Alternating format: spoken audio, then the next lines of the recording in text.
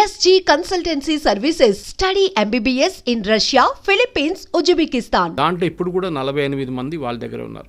Palestinian terrorist దగ్గర ఉన్నారు, Hamas దగ్గర. హమాస్ ఏం చేశారంటే అక్కడున్న హెల్త్ మినిస్ట్రీ వాళ్ళ దగ్గర ఉంది. అక్కడున్న హాస్పిటల్ కానివ్వండి, స్కూల్ కానివ్వండి, దాని కింద ఇరాన్ నుంచి వచ్చిన డబ్బులు పెట్టి ఒక 10 సంవత్సరాల నుంచి టనల్స్ కట్టుకున్నారు, అండర్గ్రౌండ్ టనల్స్. ఈ అండర్గ్రౌండ్ టనల్స్లో దాచుకుంటారు, ఎందుకంటే వీళ్ళు పైన ఎక్కడ ఉంటే ఇజ్రాయెల్ వచ్చి బాంబు చేసేస్తారు. సో టనల్స్లో ఉంటారని వాళ్ళ స్ట్రాటజీ అది. కానీ ఇజ్రాయెల్ ఇంటెలిజెన్స్ నేను చెప్పినట్లు మొస్సాడ్ వాళ్ళ చాలా ఎఫెక్టివ్. వాళ్ళకి పిన్ పాయింట్ అక్యురసీతో చెప్తారు ఈ బిల్డింగ్లో ఉన్నారు అని క్లియర్గా చెప్పినప్పుడు కొడతారు. అది ఇస్మాయిల్ హనియా ఇరాన్లో కొట్టినట్లు కానివ్వండి, నస్రుల్లాని మన లెబనాన్లో కొట్టినా కానీ, వీళ్ళందరినీ ఎక్కడున్నా కానీ ఇక్కడున్న హమాస్ వాళ్ళ టెర్రరిస్ట్ గ్రూప్ లీడర్స్ కూడా టార్గెట్ స్పెసిఫిక్ కొడతారన్నమాట. సో ఏం చేస్తారంటే ఇప్పుడు హమాస్ని కంప్లీట్గా ఫినిష్ చేసేసారు. కానీ ఇప్పుడు కూడా గాజాలో నడుస్తుంది, డైలీ 2-3 ఇజ్రాయలీ సోల్జర్స్ చనిపోతున్నారు. కానీ ఆల్మోస్ట్ వైప్అవుట్ చేసేసారు గాజా నుంచి. అటువైపు వైప్అవుట్ ఉంది, కానీ ఇంకా ఉన్నారు వాళ్ళు హైలీ ట్రైన్డ్ వాళ్ళు. అంటే హైలీ ట్రైన్డ్ అంటే మోటివేటెడ్. అదే టైంలో లెబనాన్ వైపు మొత్తం ఫినిష్ చేసేసారు. అక్కడ కూడా నస్రుల్లాని చంపిన తర్వాత నెక్స్ట్ లెవెల్ లీడర్షిప్ వచ్చిన తర్వాత వాళ్ళని కూడా చంపేశారు. సో నెక్స్ట్ వచ్చి హూతీస్ని యుఎస్ చూసుకుంటున్నారు. బాంబింగ్ వేసినప్పుడు అక్కడ వాళ్ళు మిసైల్ వీళ్ళందరికీ ఆయుధాలు ఇచ్చేది ఇరాన్. ఇన్ని సంవత్సరాల నుంచి ఎవరు వీళ్ళని పట్టించుకోలేదు. యుఎస్ కానివ్వండి, యూకే కానివ్వండి, ఇరాన్ కానివ్వండి, ఇరాన్ మిసైల్స్ ఇస్తున్నా కానీ ఏం చెప్పకుండా వీళ్ళందరూ హెల్ప్ చేసుకున్నారు. కానీ ఒక స్టేట్కి ఇప్పుడు వచ్చేట్లు వచ్చిందంటే అక్టోబర్ 7 జరిగిన దాడి తర్వాత ఇజ్రాయెల్కి తెలిసిపోయింది ఈ గేమ్ ఇంకా మనం ఇట్లా ఆడుకుంటూ పోతే కాదు, కంప్లీట్గా వైప్అవుట్ చేయాలని చెప్పి టైం తీసుకొని వాళ్ళ లీడర్షిప్ని కంప్లీట్ వైప్అవుట్ చేసేసారు. హమాస్ ఫినిష్ చేసేసారు, మనందరూ సిన్వార్ బ్రదర్స్ని ఇద్దరిని చంపేశారు. ఇటువైపు ఏమో నస్రుల్లాని చంపారు, అటువైపు ఏమో ఇస్మాయిల్ హనియాని ఫినిష్ చేసేసారు. వీళ్ళందరు లీడర్స్ కూర్చుంటుంది ఖతార్లో, అది మర్చిపోకూడదు మనం. అది ముస్లిం బ్రదర్హుడ్ కానివ్వండి, మీరు ఈ హమాస్ కానివ్వండి, లెబనీస్ మిలిషియా కానీ వీళ్ళందరూ కూర్చుంటుంది ఖతార్లో ఉంటారు. ఇరాన్ బ్యాకింగ్ ఉంటుంది. ఇరాన్కి సౌదీ అరేబియాకి పడదు, ఇరాన్కి బహ్రెయిన్కి పడదు, ఇరాన్కి యమన్కి పడదు, యమన్కి ఇరాన్కి ఒమాన్కి పడదు. ఇలా Iran is a Shia nation. Shia nation అంటే సార్, షియా అంటే వీళ్ళ ముస్లిమ్స్లో 2 గ్రూప్స్ ఉంటారు. షియా మైనారిటీ, మన హైదరాబాద్ వైపు చాలామంది షియాస్ ఉంటారు ఇక్కడ, ఎందుకంటే నిజాం ఒరిజినలీ ఫస్ట్ పర్షియా, వీళ్ళు షియాస్ అన్నమాట. ఇక్కడ సున్నీస్ మెజారిటీ ఉంటారు, 90% ఆల్మోస్ట్ సున్నీస్ ఉన్నారు వరల్డ్ వైడ్. వీళ్ళకి ఎప్పుడు ఇద్దరికి పడదు. దే డోంట్ బిలీవ్, వాళ్ళ కాన్సెప్ట్ అలాగ ఉంటుంది, ప్రాఫెట్ మొహమ్మద్ నుంచి వచ్చే కాన్సెప్ట్ అలాగ ఉంటుంది. అది కాకుండా వీళ్ళకి అంటే ఇంకా చాలా గ్రూప్స్ ఉన్నాయి. అహ్మదియాస్ ఉన్నారు, అహ్మదియాస్ని అయితే ముస్లిమ్స్ అని అసలు అంగీకరించారు ఎవరు, షియాస్ సున్నీస్ ఇద్దరు. సో మన దగ్గర కూడా చూస్తాం, మన పాకిస్తాన్ వైపు నిన్న కూడా దాడి జరిగింది అహ్మదియాస్ మీద అన్నమాట. సో చాలా మటుకు ముస్లిమ్స్లో చిన్న చిన్న గ్రూప్స్ ఉన్నాయి, కానీ మేజర్ గ్రూప్స్లో సున్నీస్, షియా. సో ఈ షియా నేషన్ ఉన్న ఇరాన్ని వీరెవరు సీరియస్గా తీసుకోరు. ఎవరు సౌదీ అరేబియా ఉండొచ్చు కానీ మిగతా. సో వాళ్ళ ఒక బలం చూపించడానికి ఇరాన్ ఏం చేశారంటే చాలా రోజుల నుంచి, అంటే అయతొల్లా ఖొమేనీ టేక్ ఓవర్ చేసుకున్నప్పటి నుంచి 70s ఆ టైంలో దానికన్నా ముందు ఇరాన్ చాలా మోడర్న్ నేషన్ ఉండే. మీరు ఒకసారి ఆ టైం ఇరాన్ ఫోటోగ్రాఫ్స్ చూస్తే మీరు యూఎస్లో ఉన్నారా లేకుంటే ఇరాన్ అనే ఒక డౌట్ వస్తుంది అన్నమాట. బీచ్లో బికినీ చేసుకుని తిరిగేది, పబ్స్ ఉండేది, అక్కడ చాలా మోడర్న్ నేషన్ ఉండేది షా ఆఫ్ ఇరాన్ ఉన్నప్పుడు. కానీ షా ఆఫ్ ఇరాన్ ఓవర్త్రో చేసి ఖొమేనీ వచ్చిన తర్వాత మొత్తం థియోక్రటిక్ స్టేట్ అయిపోయింది అన్నమాట. అంటే రిలీజియన్ బేస్డ్. వాళ్ళు ముస్లిం మహిళలు చదువుకోకూడదు, బుర్కాల్లో ఉండాలి, వాళ్ళు ఎవరితో బయట తిరగకూడదు, ఇట్లాంటి చాలా మటుకు స్ట్రిక్ట్ రూల్స్ తీసుకొచ్చారు వాళ్ళు. అట్లా ఉన్నప్పుడు ఏమైపోయింది, థియోక్రటిక్ స్టేట్ అయిపోయింది. ఖొమేనీ చనిపోయిన తర్వాత నెక్స్ట్ ఖొమేనీ వచ్చారు, నడుస్తూనే ఉండే వాళ్ళ రూల్ నడుస్తుంది ఇంకా. కానీ వీళ్ళేం చేస్తారంటే వీళ్ళకి మెయిన్ ఎనిమీ ఇజ్రాయెల్ మీద దాడి చేయాలి. వీళ్ళు డైరెక్ట్గా చేయరు.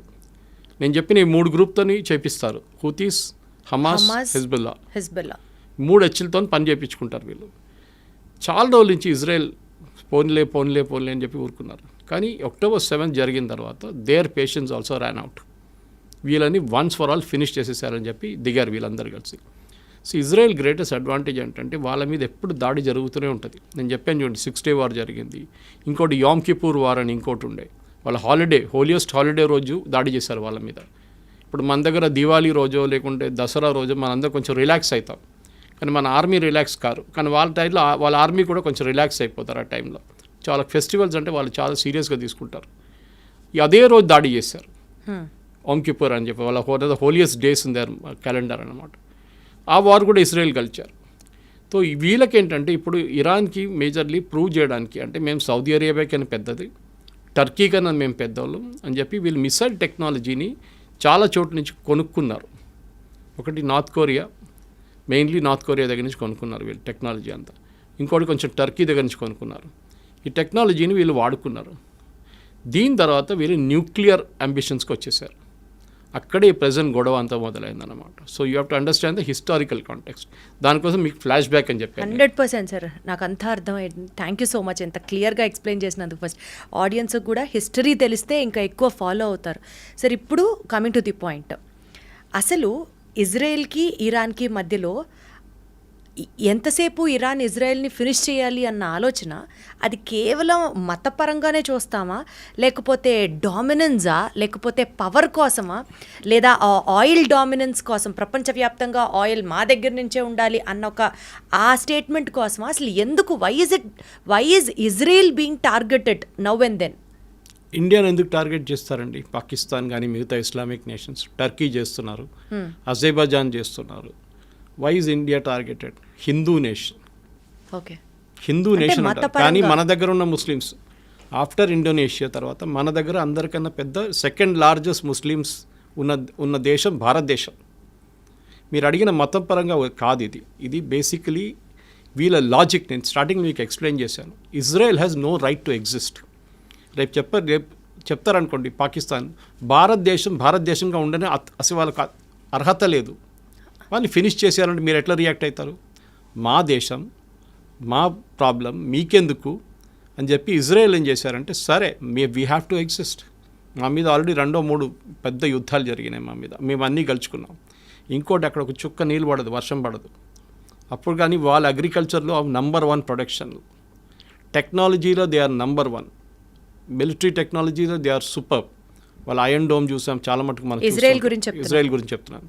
ఇరాన్ కాదు, ఇరాన్ అక్కడి నుంచి కొనుక్కున్నారు దొంగతనంతో. అది పాకిస్తాన్ చేసినట్లనే. పాకిస్తాన్ న్యూక్లియర్ టెక్నాలజీ జర్మనీ నుంచి దొంగతనం తీసుకొచ్చిన మనిషి ఏక్యూ ఖాన్. ఆయన సెటప్ చేశారు వాళ్ళ న్యూక్లియర్ అంబిషన్స్. ఇన్ఫ్యాక్ట్ ఆ టైంలో 1980s 90sలో ఇజ్రాయెల్ ఆఫర్ చేశారు ఇండియాకి, మేము పాకిస్తాన్ దగ్గర ఉన్న న్యూక్లియర్ టెక్నాలజీని మొత్తం ధ్వంసం చేస్తాం, ఇప్పుడు ఇలాగా ఇరాన్ మీద చేస్తున్నాడు, దాడి చేస్తామంటే అప్పుడున్న కాంగ్రెస్ గవర్నమెంట్ ఒప్పుకోలేదు. ఆలోచించండి, అప్పుడు చేస్తుంటే మనకి థ్రెట్టే ఉండదు పాకిస్తాన్ దగ్గర. సరే దాని పక్కన పెడదాము. ఇప్పుడు ఇరాన్ కేసులో ఏమైందంటే ఇరాన్కి న్యూక్లియర్ టెక్నాలజీ వాళ్ళ చేతికి దొరికింది, వాళ్ళకి యురేనియం దొరికింది, ఇంపోర్ట్ చేసుకోవచ్చు మీరు ఫర్ పీస్ఫుల్ పర్పసెస్. కానీ పీస్ఫుల్ అని ఇరాన్ ఎప్పుడు ఉండరు, మన అందరికి తెలుసు. వాళ్ళకి అంబిషన్ ఏంటంటే ఒకటి, మాకు వరల్డ్లో మేమే నంబర్ 1 లీడర్. అంటే ఒకవైపు టర్కీ ఏమంటున్నారంటే మేమే ఒరిజినల్ ఖలీఫా, అక్కడి నుంచి మా లైనేజ్ డైరెక్ట్ ప్రాఫెట్ మొహమ్మద్ నుంచి మాకే, మేము ఖలీఫేట్ మేమే. ఒటువైపు సౌదీ అరేబియా ఏమంటున్నారు, హోలియస్ట్ సైట్స్ మా దగ్గర ఉంది, మెక్కాన్ మదీనా మా దగ్గర ఉంది, we are the original Muslim Islamic nation. ఇంకోవైపు పాకిస్తాన్, మన అసీం ముని స్టేట్మెంట్ చూసుంటారు, we are the second after Saudi Arabia, మేమే సెకండ్ లార్జెస్ట్ ఇస్లామిక్ నేషన్ అంటున్నారు. ఇప్పుడు ఇరాన్ అంటున్నారు మేమేం చేయాలి, మేము కూడా మా పవర్ చూపించాలని చెప్పి వీళ్ళు న్యూక్లియర్ ప్రాసెసింగ్ స్టార్ట్ చేశారు. ఆల్రెడీ వాళ్ళ దగ్గర బ్యాలిస్టిక్ టెక్నాలజీ ఉంది. బ్యాలిస్టిక్ అంటే మీకు ఒక 100 కిలోమీటర్ నుంచి 500-600 కిలోమీటర్ కొట్టచ్చు మీరు. ఇప్పుడు 1000 కిలోమీటర్ కూడా ఉంది, మిసైల్స్ కొట్టచ్చు. కానీ మిసైల్స్ని మీరు ఒకటి అమ్యునిషన్ పెట్టి పంపించవచ్చు, ఇంకోటి న్యూక్లియర్ వెపన్ పెట్టి పంపించవచ్చు. న్యూక్లియర్ వెపన్ ఎవరు వాడరు, ఉంటుంది దమ్కి ఇవ్వడానికి ఉంటుంది అంతే, నా దగ్గర ఉంది చూడు అని చెప్పడానికి. పాకిస్తాన్ చేసినట్లు మనం బ్లఫ్, మోదీ గారు అన్న వీ కాల్ దట్ బ్లఫ్ అన్నారు. ఇరాన్ ఏం చేశారంటే న్యూక్లియర్ ప్రాసెసింగ్ మొదలుపెట్టి వాళ్ళ పవర్ ప్లాంట్ ఉంది, వాళ్ళకి ఒక న్యూక్లియర్ పవర్ ప్లాంట్ అక్కడ వాడుకుంటారు. ఇప్పుడు మన హైదరాబాద్లో చర్లపల్లిలో న్యూక్లియర్ ఫ్యూయల్ కాంప్లెక్స్ ఉంది. మనం బయట నుంచి తెప్పించుకున్న యురేనియం అంతా, అది కాకుండా మన దగ్గర ఉన్న కొంచెం యురేనియం వాడుకొని దాన్ని ప్రాసెస్ చేసి రాడ్స్లో తయారు చేసి మన కల్పాకం కానివ్వండి, మిగతా మన కైగా లాంటి అటామిక్ పవర్ ప్రాజెక్ట్స్కి పంపిస్తాం. ఓకే, అక్కడ వాళ్ళు దాన్ని న్యూక్లియర్ పవర్గా వాడుకుంటారు, న్యూక్లియర్ పవర్ జనరేట్ చేయడానికి వాడుకుంటారు. దానికి ఒక ప్యూరిటీ లెవెల్ ఉంటుంది. ఓకే, అంటే మీరు వెపన్ గ్రేడ్కి వెళ్ళాలంటే న్యూక్లియర్ సివిలియన్ యూస్కి మీకు 20-40% ప్యూరిటీ ఉంటే చాలు. 40 కూడా చాలా ఎక్కువ. కానీ మీరు 60% దాకా ప్యూరిటీ మీరు, అంటే ఈ సెంట్రిఫ్యూజ్ అంటారు దాన్ని. మీరు కాలేజ్లో మనం ఫిజిక్స్ కెమిస్ట్రీ ఎక్స్పెరిమెంట్ చేస్తున్నప్పుడు ట్యూబ్స్ పెట్టి ట్యూబ్స్లో కొన్ని లిక్విడ్ సెంట్రిఫ్యూజ్ చేస్తారు, దాన్ని ఫాస్ట్గా తిప్పుతాం. సెడిమెంట్ అంతా కింద దాని నెక్స్ట్ టెక్నాలజీ చాలా advance technology, same centrifuge technology nuclear యురేనియంలో యూజ్ చేస్తారు ప్యూరిటీ తీసుకురావడానికి.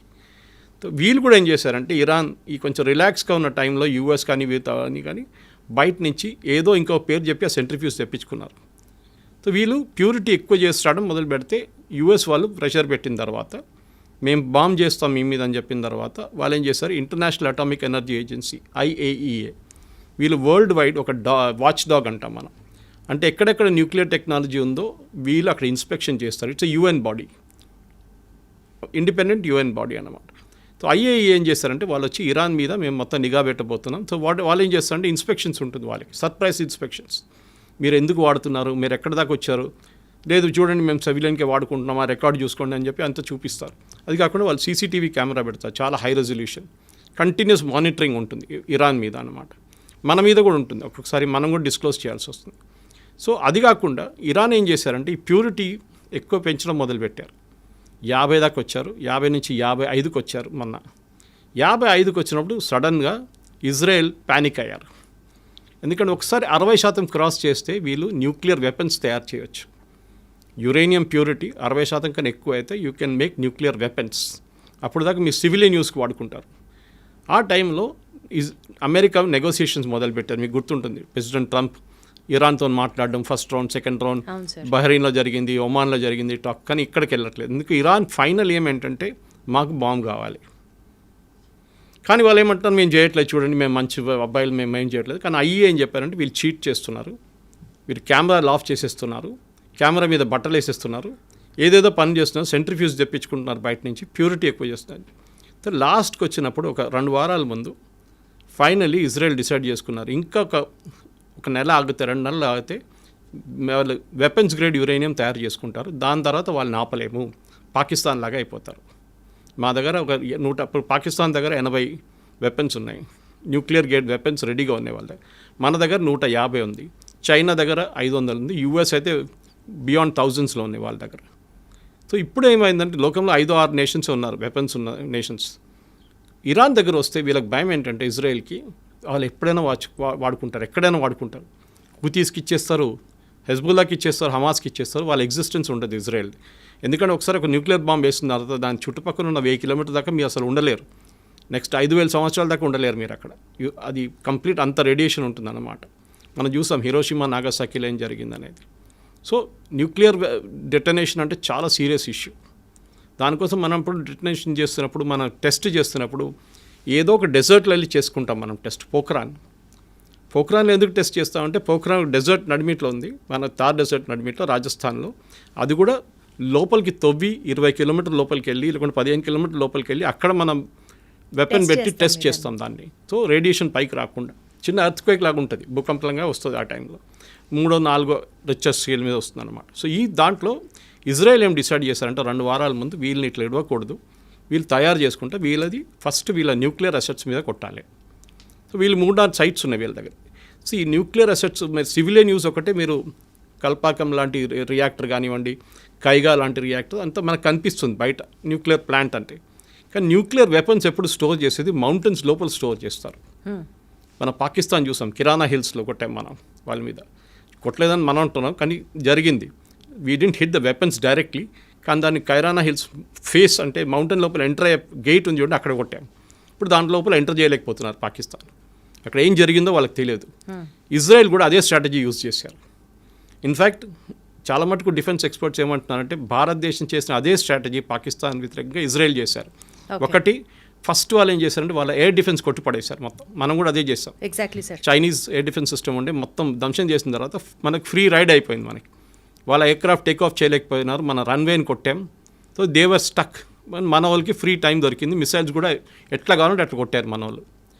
కానీ ఇప్పుడు ఏం జరిగింది, ఇజ్రాయెల్ కూడా అదే చేశారు ఇరాన్ మీద. కానీ ఇరాన్ దగ్గర ఒక అడ్వాంటేజ్ అంటే పాకిస్తాన్ దగ్గర కాకుండా వాళ్ళ దగ్గర మిసైల్స్ చాలా ఉన్నాయి. ఓవర్ ద ఇయర్స్ ఈ హమాస్, హూతీస్కే వాళ్ళు ఆల్మోస్ట్ 40,000, వీళ్ళు హెజ్బుల్లాకి ఆల్మోస్ట్ 30,000 నుంచి 40,000 మిసైల్స్ ఇచ్చారు వాళ్ళు. దాంట్లో చిన్న మిసైల్స్ ఉంటాయి, పెద్దది ఉంటాయి, బ్యాలిస్టిక్ ఉంటాయి, అన్నీ ఉంటుంది. అది కాకుండా ఇరాన్ దగ్గర కూడా 1,200 మిసైల్స్ ఉన్నాయి వేరియస్ కెపాసిటీస్లో. ఒకటి కొన్ని 100 కిలోమీటర్ డిస్టెన్స్ ఉంటే ఒకటి 500 కిలోమీటర్ డిస్టెన్స్ కొడుతుంది అనమాట. కొన్ని అట్మాస్ఫియర్కి వెళ్ళి మళ్ళీ రీఎంటర్ అవుతుంది. దాన్ని ట్రాక్ చేయడం చాలా డిఫికల్ట్. మన దగ్గర బ్రహ్మోస్ ఉంది చూడండి అట్లాంటిది. సో వాళ్ళు ఇంకో పేర్లు ఉన్నాయి దానికని, మనం బ్రహ్మోస్ అని వాడుకుంటాం. మన దగ్గర అగ్ని ఉంది, మిగతా మన దగ్గర చాలా మటుకు రేంజ్ మిసైల్స్ ఉన్నాయి అన్నమాట. నాగ్ ఉంది అందరు, anti tank missiles.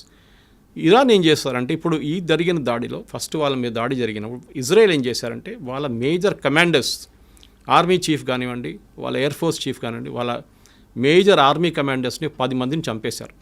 Super intelligence అంటే వీళ్ళు ఎక్కడ కూర్చుంటారో ఎవరికి తెలియదు, వాళ్ళకే తెలియదు, వాళ్ళ తోడున్న వాళ్ళకి తెలియకుండా ఇస్రాయెల్లో ఉన్న మొసాడ్ వాళ్ళు ఇరాన్లో వచ్చి అక్కడ ఉండి చేపించారు ఇది.